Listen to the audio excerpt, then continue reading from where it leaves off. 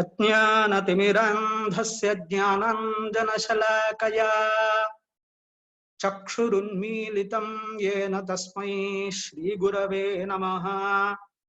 मातामहमहाशैलं महस्तदपितामहम् कारणं जगतां वन्दे कण्ठादुपरिवारणम्।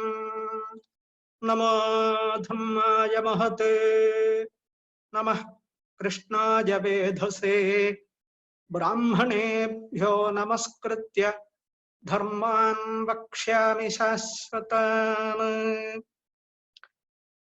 Dear friends, pranams to all. At the outset, let me thank the organizers of Mythological Classroom, especially Dr. Sunil, for having given me the opportunity to interact with studious people. And I salute every participant. I don't know whether Professor Mahulikar has joined. Every 7 scholars and students, I salute. And this ancient tradition believes in living in harmony with universe, with macrocosm, with nature. So no question of ecological imbalance or environmental disharmony. Number 4, still Mahabharata and Ramayana have got striking observations and statements highlighting the necessity of planting trees and maintaining water reservoirs. And we do find even strictures and legal measures envisaged for this purpose.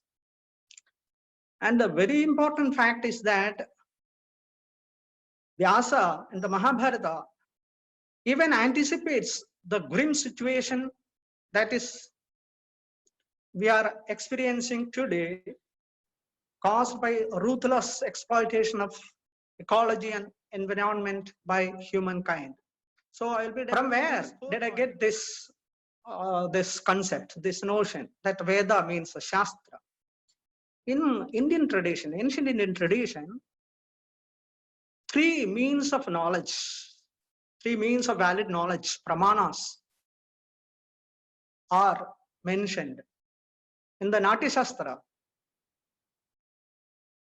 these 3 are expressed as Loko, Vedas, Tatha, Adhyatmam, Pramanam, Trividham, Smritam. These are the 3 means of knowledge. This one is Loka.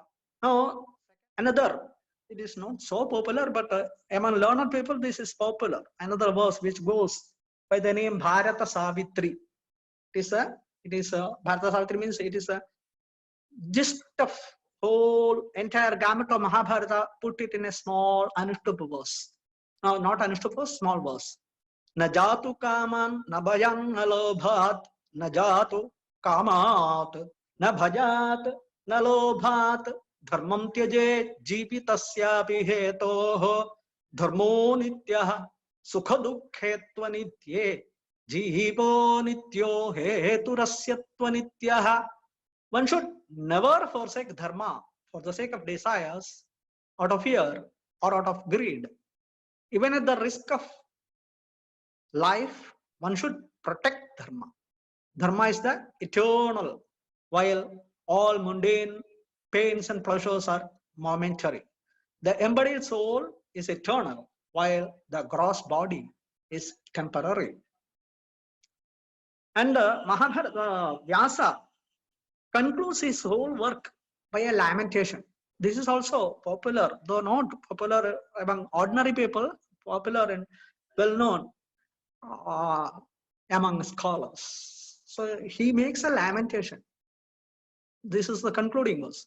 Urdhva bahuru viranyesha nachakaschit chrinoti me dharmadarthascha kamascha sakimartham na sevyate. Alas, nobody is willing to lend me his ears. I am making a clarion call. It is dharma, which alone can bring all the desires, pleasures. Turn to dharma for eternal bliss. I wonder why people are not heeding to this simple truth. There is a typo error here, not is omitted. I wonder why people are not heeding to this simple truth. Others, some 3-4 verses. Descriptions of nature are in fine tune with the quintessence of dharma, that is, living in perfect unison with cosmic rhythm. To justify this fact, I am quoting some verses. Chancha Chandrakaraspurusha Harishonmilita Taraka Aho Ragavati Sandhya Jahato Swayamambaram Ratrisya Shankodita Saumya Vaktra Taraganonilita Charunetra Jyotsanam Shuka Pravarana Vibhati Nariva Shuklam Shukasam Vritangi Minopasandharshita Mekhalanam Nadi Vadhunam Gatayodhyamandaha Kantopabhuktalasagamini Prabhata Kaleshviva Kamininam Lokam Suvrishtya Pariposhagitva Nadis Tataka Nicha Purajitva Nishpanna Sasyam Vasudham Chakritva Tyaktva Nabhasto Yadhara Pranashta. Now, the proper maintenance of water resources and irrigation facilities are seen as bounden duty of the state. On seeing Bharata, who had gone to the forest to bring back Rama to Ayodhya, the latter, that is Rama, asked a series of questions regarding the foremost, that is Bharata's governance and welfare of citizens. One among them pertains to the bounden duty of the state or king to maintain a harmonious and blissful social life in the country with proper maintenance of water resources and irrigation facilities. So these are the verses. Now, same is the situation in Mahabharata also. Polluting running water is seen as an offense in Mahabharata. This is a verse from Shanti Parva. So, I am concluding. These are the 3 points. We do find some surprising expressions occurring in these 2 epic histories of clear instructions for planting trees and maintaining water resources in Ramayana and Mahabharata. And there are also strictures against pollution of water resources.